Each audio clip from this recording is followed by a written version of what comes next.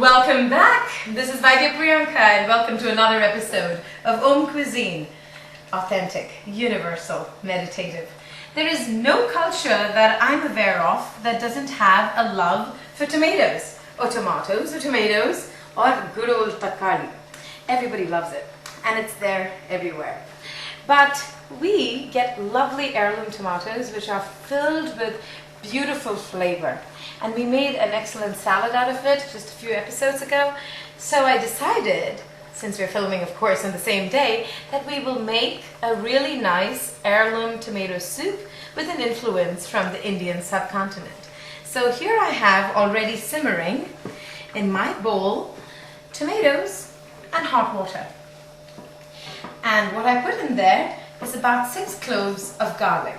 This is one of my favorite soups that I cook very often, and especially in the season that is the transition between summer and fall or autumn. It's one of my favorite recipes. So this bowl right now, this pot here has boiling tomatoes, garlic, and that's it.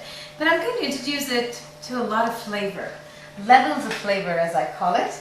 And over here I have some more cloves of garlic, some black pepper from Talasheri, my mom's hometown, and basil leaves. So I'm going to put all of them into the pot here.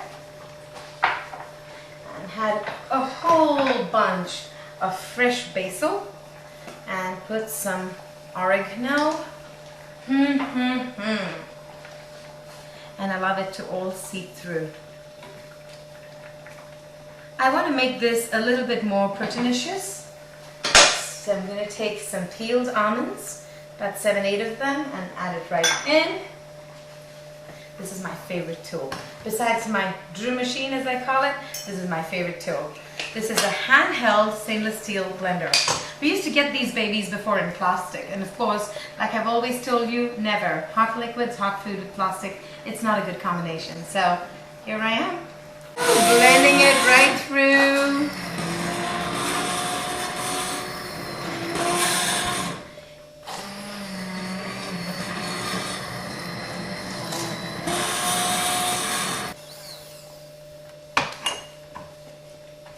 There I have it, a lovely simmering pot of bisque. And of course, if you want a facial while you're cooking, just do that. Lovely. Put some almond in there.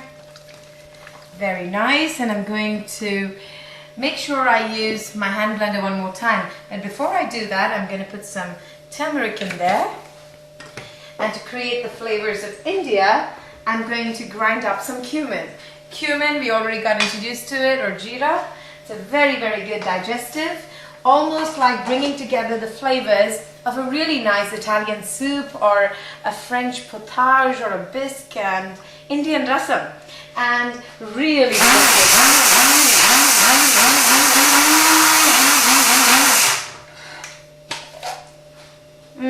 just a rough grind and a teeny weeny bit. That's all we need.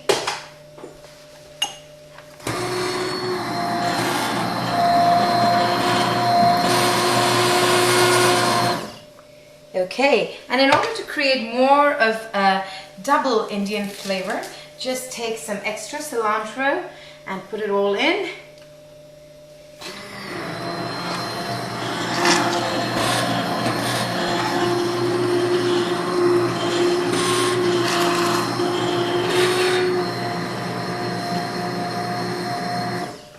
And always remember, you have to enjoy the experience of cooking. Don't worry about cleaning up as you go along. You don't have to be so obsessive compulsive. Just enjoy the experience of cooking and clean up afterwards. The soup now kind of reminds me of my friend Angelica's mother's cooking in Italy, as well as my paternal grandmother Jani Pati's really good rasam. I love it. And then I like to put some Celtic or Celtic salt in there.